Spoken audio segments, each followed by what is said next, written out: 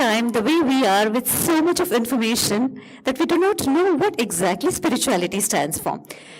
I'm sure all of us will agree it's a very loosely used term now. But with humility, we ask you, can you explain to us what the term spirituality means actually? See, we have to see it this way, that spirituality is our facing the challenges of daily life with wisdom. Then contrast it with materiality. Otherwise, how will it make sense? And materiality is facing the daily challenges with intelligence. So this is the difference between spirituality and materiality. Materiality, if you are facing your daily challenges, because you cannot run away. You have to face. But whether you are facing with wisdom or you are facing with intelligence. So intellect is common between both. When it comes into play in life and you actually have to implement it. But intelligence and wisdom, the difference between the two, makes one material and another spiritual. Right. So for a common person, now let's say I don't even know, or maybe my child wouldn't even know whether he's spiritual or no, but he's doing his task and everything properly, correctly, with balance of intellect and emotions. So in which dimension do you say spirituality, or is he in the spiritual dimension? Let's put it that way. See, knowing, your basic question is how to know whether one is spiritual or not. Yes, yes. So, there are two views. In whole world, whole creation, only two views are there. There is no religion's problem, no East-West problem, only it is the problem of the vision. So one vision says that we are innately divine and we are a soul who has taken a form of a human being or any being, even inert being. Some ways they say that even inerts have soul, and that is correct also. So one vision is that says we are essentially divine being, soul, eternal, never dying. And another vision says no. We are material being, maybe we evolve to become something eternal or immortal, maybe, but so this is the contrast between the two. Right. All whatever is happening to the human beings is in between. Some people, those who think they are spiritual, they take the course of intelligence and they turn out to be materialists. Then they come back when they realize their folly.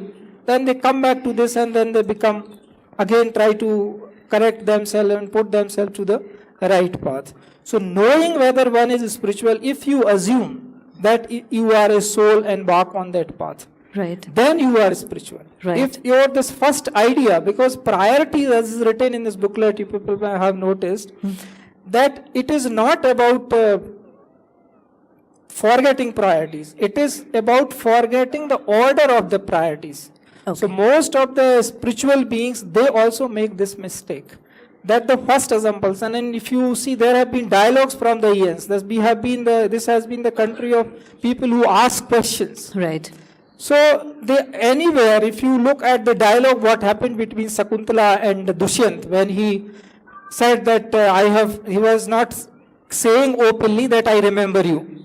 He wanted her to prove her credentials. Right. So she says, because whenever it comes to wisdom, it is mostly women who prevail and teach men that this is what wisdom is. This is what. So she told in one sentence that if you do not speak the truth, then your head will break.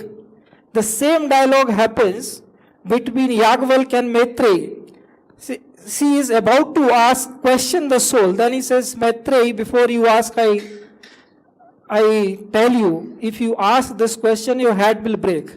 Now, it is not so that physically your head will break. Head will break means you are asking, which question we call that this is ati prashna. This cannot be asked. Because when you ask whether soul is there or not, then who is asking the question? Right. So you demolish the root. So this question cannot be asked, otherwise it will lead to materiality. Absolutely. So the idea, how to know that whether one is spiritual or not, if one is firm on the idea of soul and walking on that path. It is not that you close your eyes and sit and I know I am a soul. It is not going to do anything much to you. Okay. If you are a soul, you have to behave in a soul conscious manner. Right. That yes, if I am a soul, so is the other one. Okay. Then our behavior with the other should be as it is with us, ourselves. So if you are saying I am this and you call yourself follower of the truth. No, if I do not remember a slok, I have 10 times I can remember, I am ready to say no, I do not remember. Are you people going to punish me for this? I may forget. What is the big deal in it? So that way you should be open with people as if you are sitting in your family. Nobody is somebody else, your ego is going to be hurt. Nothing like that. Absolutely. When you speak the truth, then only people are ready to accept at least person is saying something what is right. Right. So we have to be, if we are soul conscious, then we have to behave that way. So behavior is the important thing which will tell one whether one is spiritual or not. Nobody outsider is needed, that there is a lens that somebody is taking a pick at you and telling, look, you are not spiritual. Everybody, if you are a soul being, the only thing can be one doesn't know, another knows. Absolutely. But there is a none who is created is not a soul. All are spiritual or are soul. Only thing is few only know, and that has been described in all the discussions wherever happened between, because all the discussions happen in this country between guru and disciple. Right. Until that relationship is not there, Right. 1,000 books and discourses you attend and do will not change anything. That relationship has to be there.